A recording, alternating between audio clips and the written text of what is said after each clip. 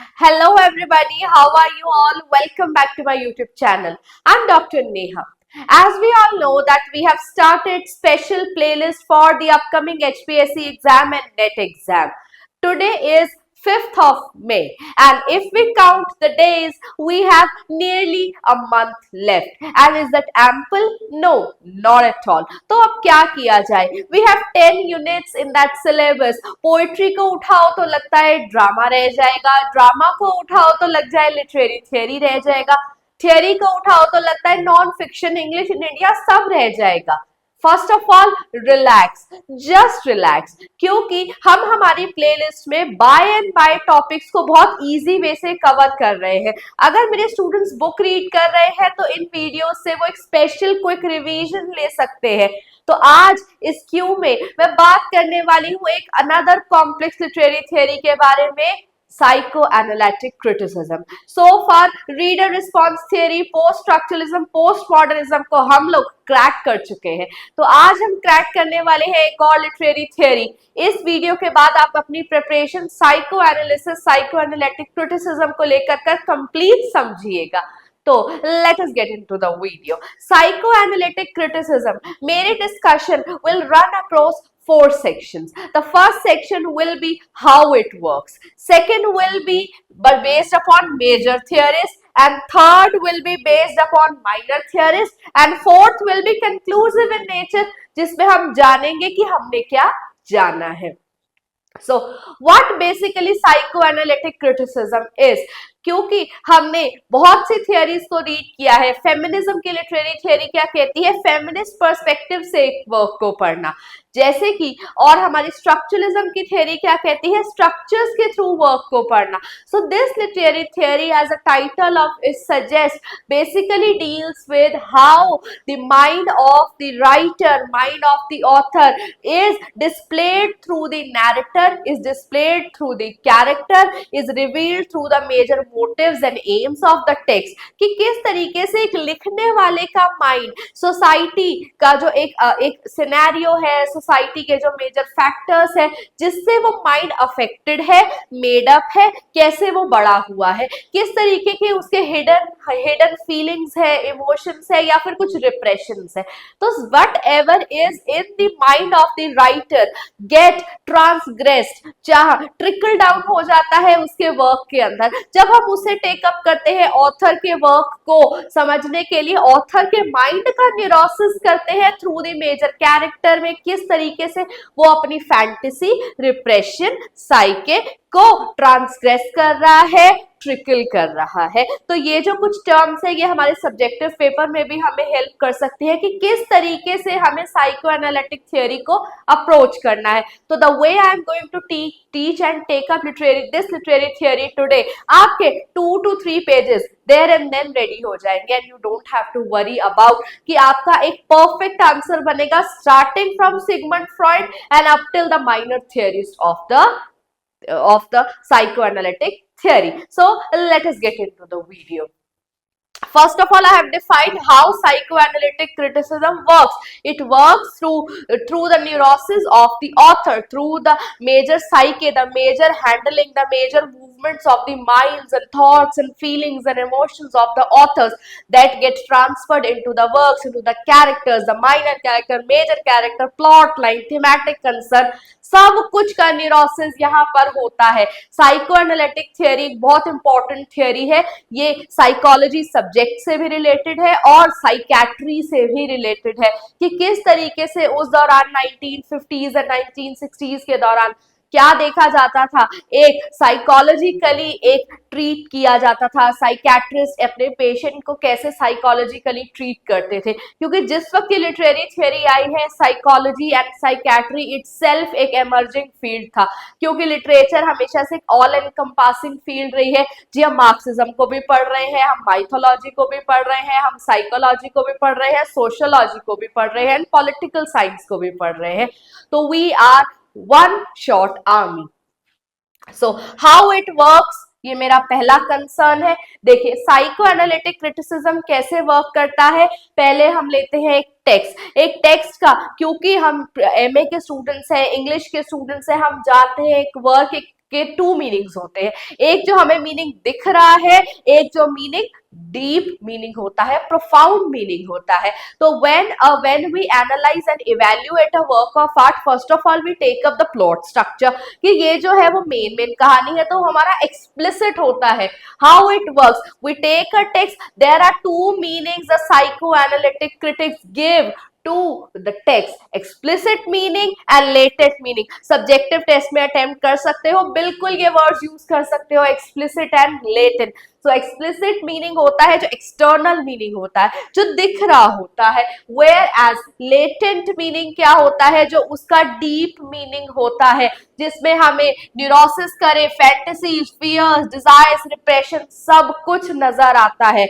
तो psychoanalytic criticism में psychologist, literary critics कहाँ तक जाते हैं, लेटेंट मीनिंग तक जाते हैं। They try to develop a connect with the author's latent mind, author's neurosis, author's repression to the major characters, to what is present in the text. जैसे D.H. Lawrence को हम उनका वर्क सन्स एंड लवर्स को कैसे psycho analytically analyse कर सकते हैं।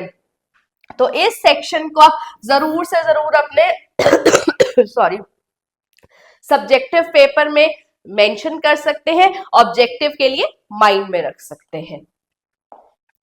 Third second thing is the major theorist. The major theorist of, आपको ज्यादा डिटेल में अब पढ़ना नहीं है। डिटेल से मेरा कहने का मतलब क्या है कि you don't have to recall each and everything.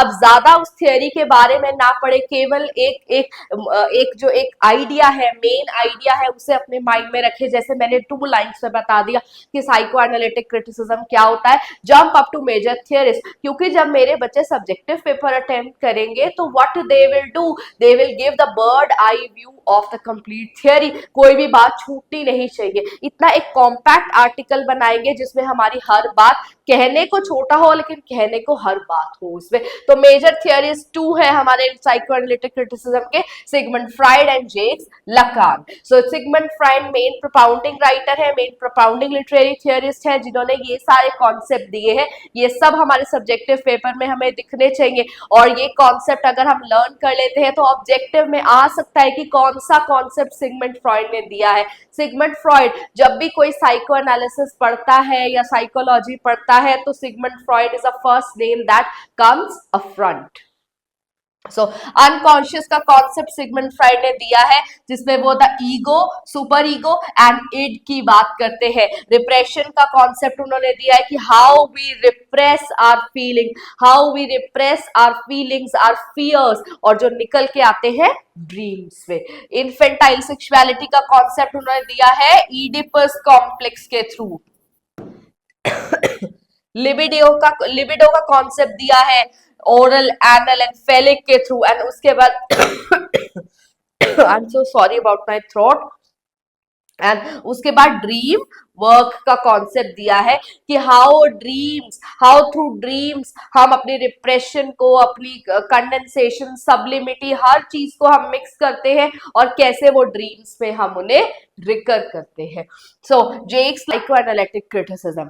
जब भी बात साइकोएनालिटिक क्रिटिसिज्म की होती है तो the first name that appears on the front is Sigmund Freud. Sigmund Freud बहुत ही ज्यादा इंपॉर्टेंट लिटरेरी थियरिस्ट है इस क्रिटिसिज्म के, जिन्होंने खुद face to face, one on one patients को ट्रीट किया है, पेशेंट्स को डील किया है, साइकोलॉजिकली समझा है कि साइकोलॉजिकली हमारे लिए कितना स्ट्रांग होना जरूरी है, साइकोलॉजिकली हमारी साइकिक कितनी ज्यादा इंपॉर्टेंट है हमारे as a human being survival के लिए, हमारा स्ट्रांग होना मेंटली। तो इनके जो कॉन्सेप्ट है, इन्होंने बहुत ही ज्यादा ग्राउंड ब्रेकिंग कॉन्सेप्ट दिए हैं, जिसमें से सबसे फर्स्ट है the concept of unconscious, concept of infantile sexuality, that how a boy clings to his mother. तो इडिपस कॉम्प्लेक्स के थ्रू उन्होंने समझाया है, लिबिडो का एग्जाम्पल दिया है, लिबिडो इकोनॉमी का एग्जाम्पल दिया है, रिप्रेशन का एग्जाम्पल दिया है, और उसके साथ ड्रीम वर्क का दिया है। ये उनके कुछ मेजर कॉन्सेप्ट्स हैं जो कि हम सब्जेक्टिव पेपर में भी लिख सकते हैं, इन मेजर कॉन्सेप्ट्स के नेम्स को एक्सप्लेन कर सकते हैं। उसके अलावा उनका प्रोजेक्शन है, ट्रांसफरेंस है, कंडेंसेशन है, ये भी कुछ कॉन्सेप्ट है जो सिगमंड फ्राइड ने अपने नॉमिनल वर्क्स में दिए हैं। तो सिगमंड फ्राइड के मेजर कॉन्सेप्ट्स हमें क्लियर होने चाहिए before sitting into the exam. तो यहाँ पर अनकॉन्शियस में द ईगो है, सुपर ईगो है, द इड है, ये कॉन्सेप्ट भी हमें क्लियर होना चाहिए। अब बात करते हैं जेक्स लाका की। जेक्स लाका कहने को एक साइको एनालिटिक क्रिटिक है, लेकिन ये ज्यादातर किसकी बात करते हैं, स्ट्रक्चरलिज्म एंड पोस्ट स्ट्रक्चरलिज्म से कनेक्ट है इनका, क्योंकि लैंग्वेज कैसे अपीयर करती है, आइडियल आई कैसे अपीयर करता है, वो अपने वर्क में ये दिखाते हैं। इनका एक मेन मियास्ट्रो वर्क है जो कि है द मिरर स्टेज, कि मिरर स्टेज से जब एक छोटा सा बच्चा मिरर में खुद को देखता है तो वो आइडियल आई क्रिएट कर लेता है, सेल्फ की इमेज क्रिएट कर लेता है। तो इन्होंने पूरे साइकोलॉजी को, कि कैसे एक पर्सन की साइकोलॉजी, एक चाइल्ड की साइकोलॉजी बिल्ड होती है, उनको 3 पार्ट्स में डिवाइड किया है, imaginary stage, symbolic stage and real stage. Imaginary stage होती है when the child is between 0 to 3 years of age, जिसमें वो चाइल्ड क्या कर रहा है, अपने आइडियल आई कॉन्सेप्ट पे है। मिरर स्टेज भी इमेजिनरी स्टेज का पार्ट है। उसकी इमेजिनरी स्टेज से थोड़ा थोड़ा ट्रांसग्रेशन होता है, वो आगे बढ़ता है, मिरर में देखता है तो वो खुद को छोटा पाता है, छोटा, और फिर वो एंटर करता है सोशल स्टेज जो कि है symbolic stage, and after symbolic stage he enters the real stage, that is the hypothetical stage. हम सिर्फ अपने वूम्ब में और डेथ के टाइम ही रियल स्टेज को अचीव कर पाते हैं। अदर देन दैट एक ह्यूमन बीइंग अकॉर्डिंग टू जेक्स लाकान हमेशा एक सिंबॉलिक स्टेज में रहता है, सोशल स्टेज में रहता है, जहां पर वो कॉन्स्टेंट कॉन्वर्जेशन में रहता है, कॉन्स्टेंट सोशल रोल में रहता है। तो symbolic stage is the real stage जिसमें हम अपनी पूरा लाइफ टाइम निकालते हैं। Another ground breaking work, ground breaking writer, इन 2 राइटर्स को पढ़े बिना किसी भी एग्जाम में नहीं जाना है, चाहे वो नेट का है, चाहे वो एचपीएससी का स्क्रीनिंग टेस्ट है। Now let us come to the minor literary theorist Ernest Jones, जिन्होंने सिगमंड फ्राइड की बायोग्राफी लिखी है, हैमलेट एंड इडिपस का कॉन्सेप्ट दिया है।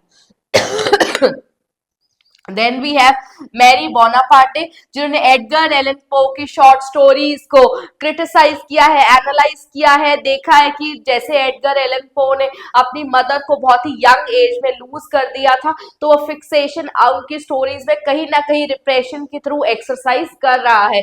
देन वी हैव डेल्जूज एंड गुआट्री, सुजाना फेल्मोन, जिन्होंने मीडिया में साइको एनालिटिक थियोरी को लेकर के आया है, मीडिया को समझा है साइको एनालिटिक थियोरी के थ्रू, फिल्म स्टडीज को समझा है।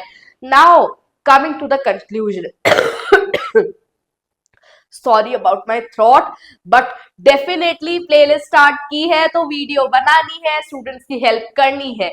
जर्नली मेरे पास बहुत सी रिक्वेस्ट आ रही है वीडियो के लिए, लेकिन जो फर्स्ट रिक्वेस्ट इसके बाद मैं कैरी आउट करने वाली हूँ that will be of English in India, that is something 4th और 5th यूनिट जो है उसको मैं टेकअप करने वाली हूँ। तो साइको एनालिटिक क्रिटिसिज्म बहुत ही ज्यादा इंपॉर्टेंट है, सिगमंड फ्राइड एंड जेक्स लाका बहुत ज्यादा इंपॉर्टेंट है।